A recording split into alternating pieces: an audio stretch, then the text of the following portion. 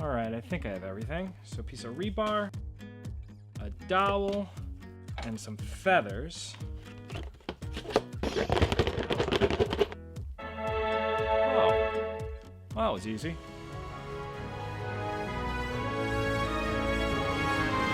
What up, fam? Welcome to Skill Tree, where we learn how to do just about everything. Today, we're going to be learning how to make an arrow out of a wooden dowel I bought from Home Depot. I'll be covering everything from selecting the shaft, to fletching the feathers, and even forging the arrowhead. All of which will be timestamped in the description for your convenience. If while watching this you feel so inclined, please hit that thumbs up button and don't forget to subscribe so you know when I release new content. Alright, with all that out of the way, it's time to level up these skills. Step 1. Prepping the shaft. Allow me to apologize ahead of time for all of the double entendre coming your way.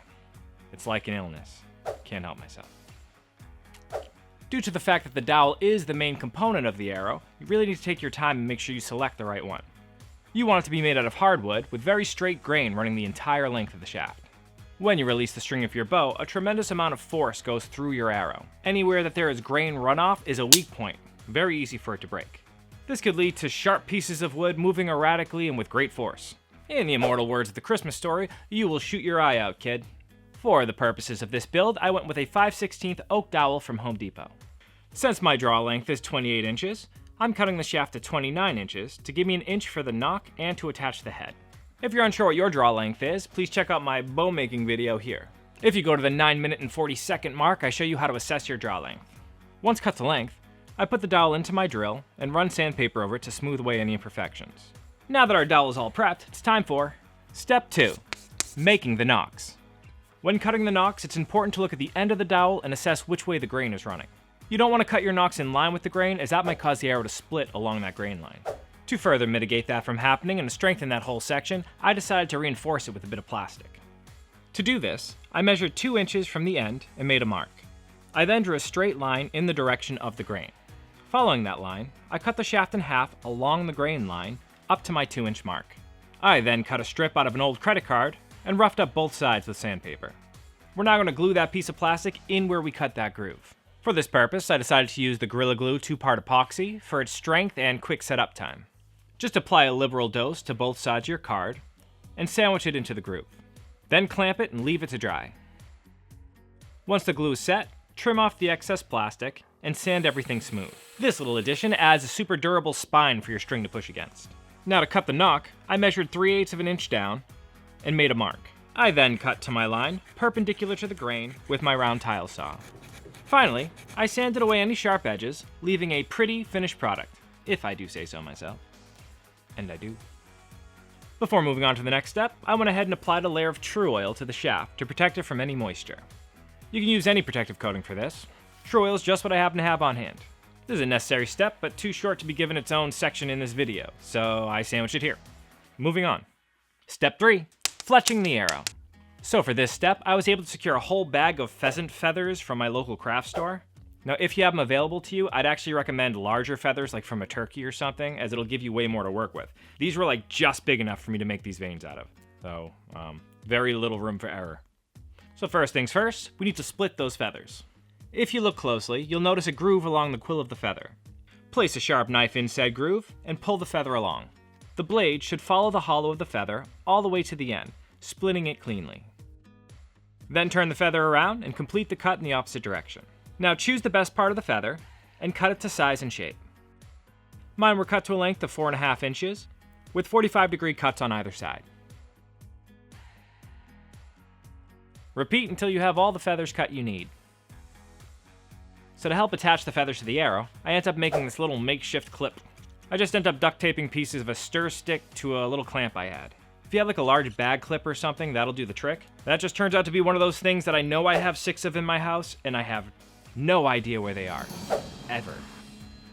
While riding that ingenuity train, I also made this little feather placement guide out of a bottle top.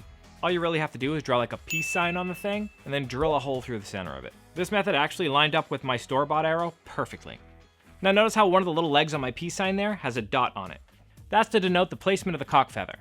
This feather, often a different color from the others, should be at a 90-degree angle from the knock. Keeping it facing away from the bow, you ensure the arrow passes cleanly by the body of the bow without interfering with the shot. Alright, now that that's all planned out, Mark where the feathers will begin by measuring 1 3/4 inches from the tip of the knock and drawing a line all around the shaft. Then, using your bottle top guide, mark straight lines the length of the feathers that you cut. Moving on, I secured a feather in my makeshift clip and sanded the spine flat. Once I was satisfied with that, I applied a line of Loctite Gel Control Superglue along the spine. Then I set the feather in place on one of my lines.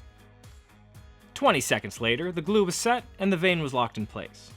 I then rotated the shaft and repeated the process, carefully placing each feather on their marks. And check it out, that finished result is clean. And the natural bend of the feathers provide a bit of a helix shape, which I thought was pretty cool. For extra strength and an overall nicer look, I used a red silk thread to wrap the fletching, coming up at a spiral and slicing the feathers apart with my razor wherever the thread needed to pass through.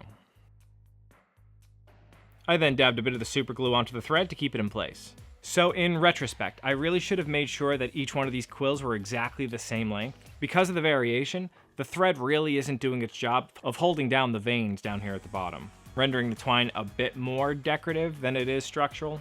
But that's why this is a learning process, and now I know for next time. Step 4, forging the head. All right, time to give the shaft a break and mess with the head. Anyways, for this first step, I busted out the little forge I made in an earlier video. Link to that video above if you want to make your own. Also linked is going to be the video where I use that forge to make a knife, as it goes in depth into the forging basics that I used to make this arrowhead. Once my metal, in this case rebar, was up to temp, I beat the living daylights out of it until the end was nice and flat. I then bent it in on itself to form the cone that the shaft will sit in.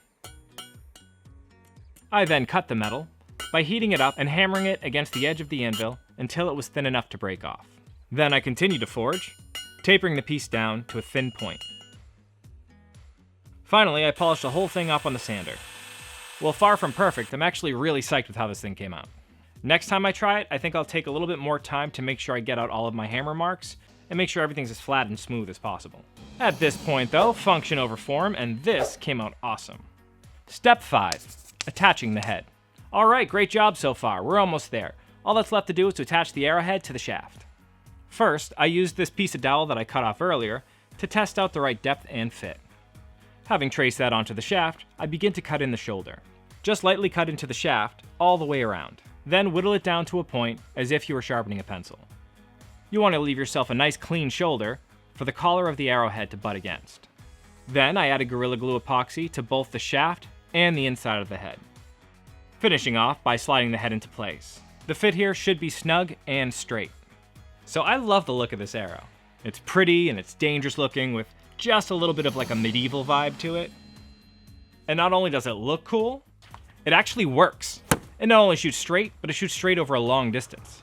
That being said, it definitely feels like it shoots slower than my carbon fiber arrow with the little target tips on them. But it's the type of slowness that comes with the heft of what it is, like a big ponderous animal charging at you.